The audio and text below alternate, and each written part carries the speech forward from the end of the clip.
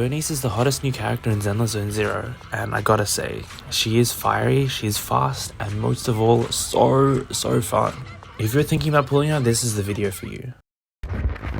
Let's start with her teams, because there's one question that's been on a lot of people's minds, and that is whether Burnice can be a main DPS. Now, we all know that she's going to be a cracked out sub DPS. However, could she perform as a main DPS? Well, it's not as bad as you would think. We'll get into that in a moment. Let's start by setting a baseline of what to expect. Unfortunately, I don't have Jane, so I couldn't try her with Jane specifically, but I did try her with Piper and Grace, and the results were pretty good. My clear times were pretty similar between the two, so you should probably expect slightly faster with Jane. I was using a combination of Burnice and Grace with Caesar or Burnice and Grace with Lucy. Personally, I found Lucy a little bit more comfortable just because I was finding my parry timings were a little bit off. I also don't have Caesar, so she's not the most comfortable for me to play. However, if you do have Caesar and you are comfortable with her parry mechanics, you'll probably find this team does really well, either with Grace or Piper as your on-field anomaly character. A lot of people have been saying that Grace is a bit of an off-field DPS character, but I actually think that she's been a sleeper on-field character this whole time.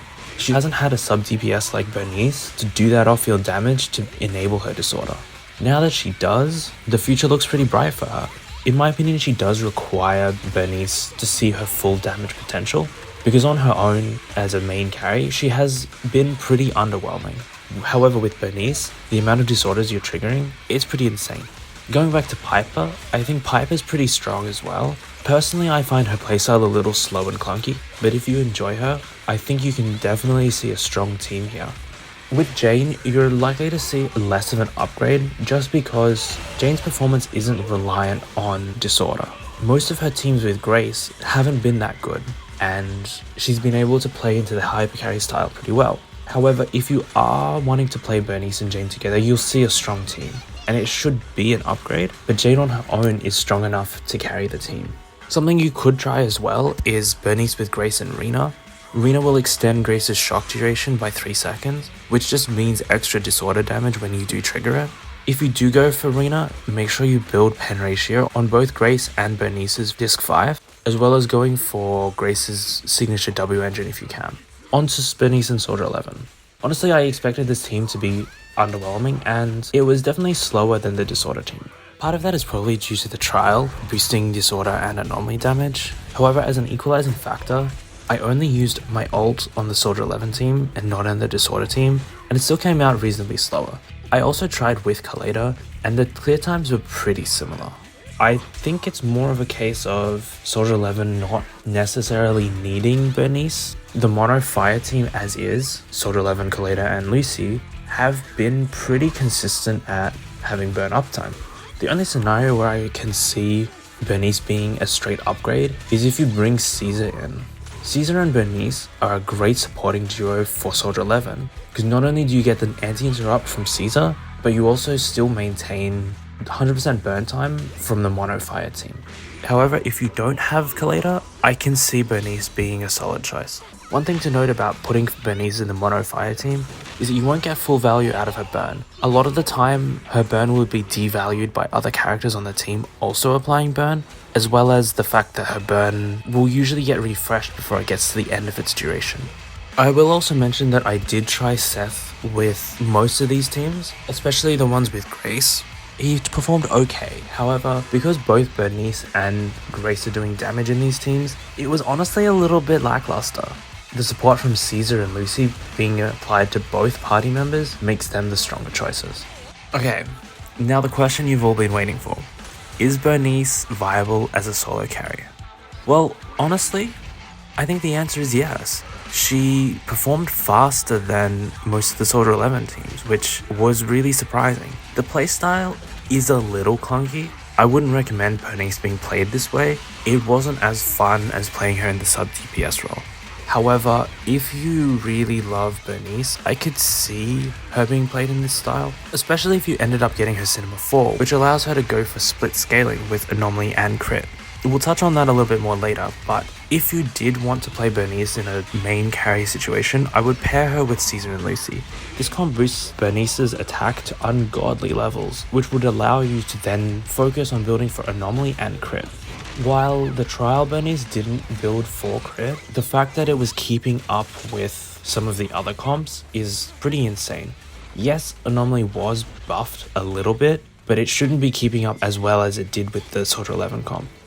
In terms of how to play Burnice, she's pretty simple. Other than holding down her EX, the only other skill you'll be using is occasionally you'll be using her hold basic, which does this little spin and uses up some heat. Her ult is pretty good too, especially considering you can quick assist halfway through. I would probably recommend using this in most disorder comps. A couple of things to know about her kit and her build. Most of her anomaly build-up is actually with her hold EX. In the trials, I was getting roughly 75% of a bar just from her hold EX. Yes, there's about 50% anomaly build-up from the bonuses, but you should still be able to get about 66% from her hold EX. It usually costs about 45 to 50 energy and should fill her entire heat bar. As for her afterburn effect, the damage is actually pretty good, and you can use it to finish off the burn anomaly. Keep in mind that this build also wasn't running an Anomaly Mastery Disc 6. Having one of those on Burnice could be the difference between very consistent burn uptime and not. With that in mind, let's go over to her build. There's a couple of things to think about with Burnice, and you somewhat have to cater your build towards your needs, more so than with any other character. So I'll try and keep this as simple as possible. If you're using her signature W engine, you're unlikely to need any additional energy regen. You may need to run 2-set Swing Jazz for the extra 20%, however you should be able to get away without it. If you don't have her signature weapon, you will definitely need to run either 2-set Swing Jazz or an energy regen disc 6. The choice depends partially on your playstyle as well as how much you value 100% uptime. If you would rather better anomaly application but only 90 to 95% uptime, go for 2-set Swing Jazz and an Anomaly Mastery Disc 6. If uptime is the most important thing for you, you'll definitely need to go for an Energy Regen Disc 6. As for the rest of the disc sets, it would be unfair to start without talking about Chaos Jazz. Chaos Jazz is by far Burnice's best 4-set when you play her as a sub DPS. Not only does this boost her anomaly damage, but it also boosts her personal damage as well. This set was made for Burnice. If you were planning on playing an on-field Burnice, I would consider running Inferno Metal 4-set instead, especially if you have Burnice C4. That's already 63% crit rate without doing anything. Again, I wouldn't recommend this build since I think Burnice's best value can be found in disorder teams, but if this is a build you want to go for, this is what I would do. For your 2-set, if you're not using Swing Jazz, you can go for either Freedom Blues, Inferno Metal, or Chaos Jazz if you don't happen to be using that. For your Disc 4, you want to go for Anomaly Proficiency. For Disc 5, Fire Damage, Attack percent can be used, and Pen Ratio if you're running Reno. As for Disc 6, I would generally go for Anomaly Mastery. If you need the energy regen, you could go for that here. Some people might consider running attack percent here too for extra damage, and again that just depends on choice. So it really comes down to the second anomaly character that you're running with. If they require a little bit more uptime on anomalies in order to proc disorder every time, you definitely want to be looking towards Anomaly Mastery. However, if Burnice's anomaly application is too fast, you could consider switching back to attack percent to line up their anomaly application a little bit better. Going back to W engines, as mentioned before, her signature is definitely her best. Not only does it give you a lot of base attack and attack percent, it also gives you 35% damage, some energy regen, and an additional 50 anomaly proficiency. This is by far her best W engine option because it gives her everything that she needs. At base copy, you may still need to consider running 2-set Swing Jazz, however you might be able to make do without it. For alternative W engines, Weeping Gemini is pretty good for a disorder team, since you'll be stacking it up with each anomaly triggered. Rainforest Gourmet has a reasonable uptime as well, considering you'll be able to consume energy very quickly. If you do buy the Battle Pass, Electro Lip Gloss is very good as well.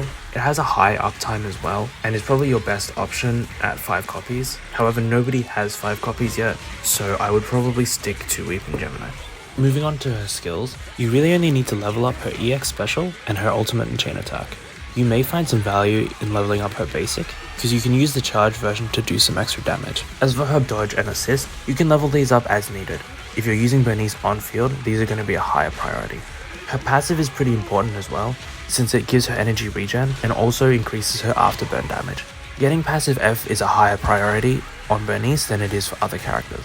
As for her cinemas, we gotta talk about Cinema 1. Cinema 1 offers an increase in her heat gauge from 100 to 140. In addition to that, the damage multiplier of Afterburn increases by 100%. And you also get 25% anomaly build-up. It's pretty good. If you're gonna get anything, I would go for C1 and SIG. This is probably a good stopping point for most players. However, if you are planning on running Grace and Rena, C2 is definitely not something to snooze at. It is an extra 20% pen ratio for the whole team, but unless you're planning on running Rena, this isn't a huge gain. Cinema 4 increases Burnice's crit rate by 30% for her EX special and Afterburn effect. This is pretty good. If you're planning on running Burnice on field, this is when you can start thinking about split scaling. For everyone else, this isn't that crazy. Cinema 6 is pretty much just extra damage. Her EX special will ignore 25% of the target's fire res, as well as doing extra damage. Again, my recommendation is going for C1 and SIG at the most. And that's Burnice. I'm planning on doing a lot more of these kinds of videos, so if you want to see this kind of stuff, please leave a like and subscribe down below. And if you're interested in joining a community full of like-minded people to talk about the game and whatnot, maybe even discuss some leaks, you can join my Discord in the bio below. I don't know about you guys, but I cannot wait to get my hands on Burnice. Wait, not like that.